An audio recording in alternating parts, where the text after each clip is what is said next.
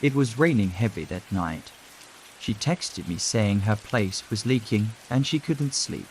I told her to come over. When she walked in, her clothes were a little wet.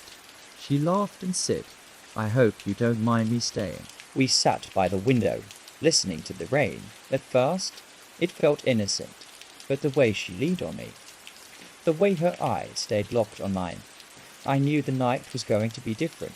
The rain kept pouring, but inside, the room was getting warmer.